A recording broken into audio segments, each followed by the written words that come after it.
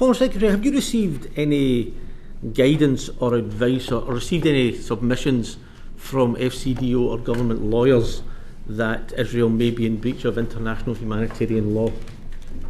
Say that again? Have you received any legal advice from the FCDO or government lawyers that Israel may be in breach of international humanitarian law? What I've received is advice as part of this process that I've just described to the Chair, and the advice then was passed on consistent with that advice, as it were, to the Department of Trade. No, in terms of Israel's actions post October the 7th, are you...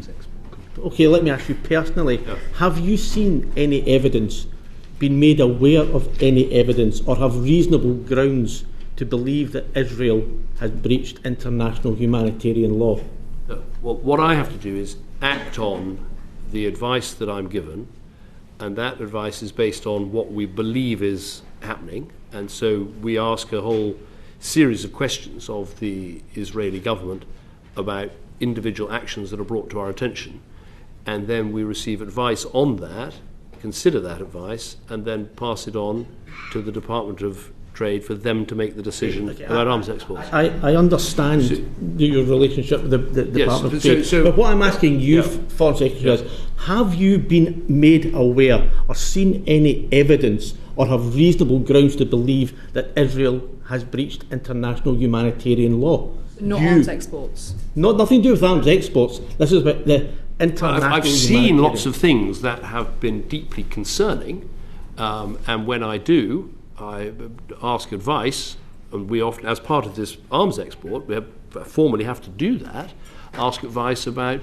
whether that is in fact in breach of international humanitarian law. And in your assessment as Foreign Secretary, has Israel at any point in its response breached international humanitarian law? My job is not to make the legal adjudication, because I'm not a lawyer. It's for me to consult my lawyers in the department and say, will you reach a judgment about whether this does breach international humanitarian law based on, as I said, the commitment, the capability and the compliance. No, that takes me back to my initial question then. Have your lawyers in the FCDO or in government given you any advice as to whether Israel has breached international humanitarian law? Because you seem to be saying to us that it has been examined by the FCDO. So I don't want to sound like I know what you're asking, and I don't want to answer it. Well, I don't want to be difficult. I don't want to give an inaccurate answer, and I don't want to, I've described to you the process because it's a process. So of course you see lots of things that you think, well, is that in line with international? Is that in line? And so that's a process that the Foreign Office has to go through to look at those instances, to put questions as part of this process to the Israeli authorities, to consider those answers, and then to give me the considered advice. Given all that, does that mean we think that Israel is in breach of human rights, international humanitarian law? If the answer is yes, one set of advice goes to the Department of Trade. If the answer is no, another set of advice goes. That's the way it works. Okay, well let me take you away from process to more specifics.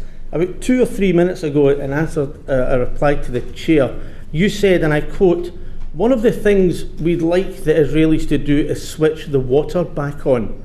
Now, that says that they turned it off. It says that you recognise they have the power to turn it on. Therefore, isn't turning water off and having the ability to turn it back on but choosing not to, isn't that a breach of international humanitarian law? It's just something they ought to do, in my view. No, of course they should do it. Every human being would say you don't cut people's water supply off. But I'm asking you, in your position as Foreign Secretary, around the point of international humanitarian law, if Israel have the power to turn the water back on that they turned off, surely that is a flagrant breach of international humanitarian law. Well, I'm not a lawyer. My view is they ought to switch it on because the north of Gaza, the conflict is now effectively over there, and so getting more water and power into northern Gaza would be a very good thing to do. You don't have to be a lawyer to make a judgment about that, you just have to be a human being. Forgive me, Sir Philip, under international obligations, do occupying powers have an obligation to provide access to water, yes or no? You're asking me a technical legal question. So Philip, I'm really, forgive me, you and I have played this dance enough times. We all know that under international law there is an obligation for occupying powers to provide water. You're asking me a technical question about occupying powers and what their obligations are in international law. I imagine you're correct, Chair, but I'm also not a lawyer. I also just would point out, Philip, just bear in mind, we've come to such a good place working with you because we have the confidence that you do know these details, and that's what your colleagues say. You know that it's not that you presume I'm correct. That is the duty on an occupying power. Yeah, so Yes. Chair, I think that is right. So yes, but I would also add that in answering your questions earlier about occupying. Yeah, I'm not asking you to apply it to Israel. The facts are, though, that they are required to. And just, Lord Cameron, just to clarify, so you have received no advice at any point from any government lawyer that states that Israel is in breach of international humanitarian law? That's not what I said. No, that's what I'm asking you to clarify. Yes, well, I'm going to give exactly the same answer all over again, which is what my role is, right? I'm not interested in the role, I'm interested in the legal advice you've received. Yes, well, the legal advice I've received is consistent with the fact that we have not changed our export It's not about arms procedures. exports, it's about international humanitarian law being upheld when it comes to aid, when it comes to the way in which airstrikes have been prosecuted, everything else. We're one question on arms exports, we've moved from them. In any realm, in any respect. So you've never had a piece of paper put in front of you by a Foreign Office lawyer that says that Israel is in breach of its international humanitarian commitments under international humanitarian law? Look, the reason for not answering this question, I can't recall every single bit of paper that's been put in front of me. I look at everything. I mean, of course, there are lots of things that have happened where you think, well, surely that was something that shouldn't have happened, and so I don't want to answer that question because Forgive me, in 2013 you were quite happy to say from the dispatch box that war crimes had been committed by the Assad regime when it came to chemical weapons use, and 2 years later you were happy to say that Hamas had committed a war crime when they shot rockets into Israel. Yeah, well, I do think there's a difference between using chemical weapons to kill people and Israel fighting a conflict where they're trying to deal with a terrorist force that inflicted an appalling attack on their country. It's a difference in setting or specifics or scale, but not in principle, which was your willingness and ability to determine whether or not international law had been broken. I'm not sure we're going to get a lot further with this. I mean, if you're asking me, am I worried that Israel has taken action that might be in breach of international law because this particular premises has been bombed or whatever? Yes, of course I'm worried about that, and that's why I consult the Foreign Office lawyers when giving this advice on arms exports. So that's why I don't go. So if you put it that way, I'm happy to say yes, of course. Every day I look at what's happened and ask questions about, is this in line with international humanitarian law? Could the Israelis have done better to avoid civilian casualties? Of course I do that. We have no doubt that you'd ask those questions. It's about the response you've received. Yeah, I understand the question that you want to answer, but the question that I want to ask is the point, have you received legal advice which says that Israel is in breach of international humanitarian law? The short answer to that is no. But I want to qualify it instantly because it's not fair on the lawyers, because of course the lawyers give you lots of advice saying, look, we're worried about this event, that event, this event, that event. We're going to go away, we're going to consult with the Israeli authorities, we're going to ask a bunch of questions, and then we're going to give you considered legal advice, given everything, on the basis of capability, commitment and everything else. Have they broken international law? So that's why it's not really a yes or no answer. But I'm trying to be helpful by sort of explaining how the job works. Okay, does that help at all? No.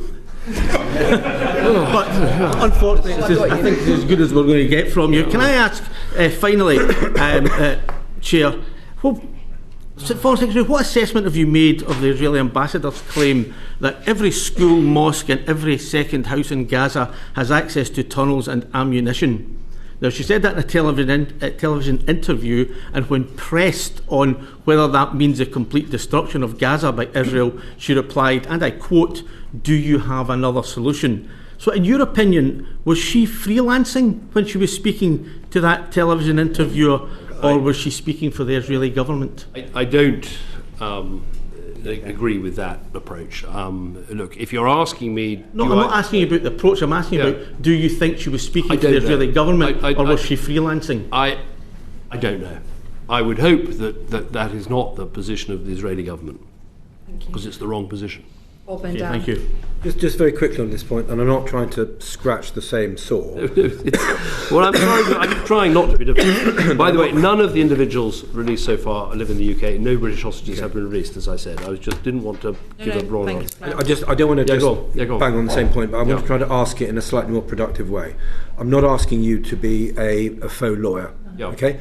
I'm also very aware that in Hamas you have an organisation which doesn't pretend to do anything by any moral justification that we recognise, that it slaughters people, that it rapes people, that its approach to sexual violence is despicable, etc., etc. And I also understand that Israel, probably rightly, feels that the world is always very quick to judge its actions and really never bothers to judge the actions of those people, be it Iran, Hezbollah, Hamas, the Houthis who are trying to attack it. Having said that, reading between the lines, what you seem to be saying is not that you've had lawyers say that they're breaching international law, because actually it's very difficult to argue that, because you have to understand the Israelis' legal approach to what they're doing and how they judge proportionality. But I'm assuming, reading between the lines, that your lawyers are saying that potentially the Israelis are vulnerable to a challenge from the Hague Court and from elsewhere, that in some of the things they are doing, in potentially relation to proportionality, there is a vulnerability. Is that a better way of asking? Close to that. It's close to that. Look, in all these cases, there's a question mark as to whether it is in breach of international humanitarian law, and that's why you have to go back, look at the episode of what in particular was bombed, and then ask yourself a bunch of questions, which is what the lawyers do, and they give you that advice. The advice has been so far that they have the commitment, the capability and the compliance, but on lots of occasions that is under question. Right. That's hopefully a better way of putting it. There's always a law-governed process. There's always a question, as you'd expect.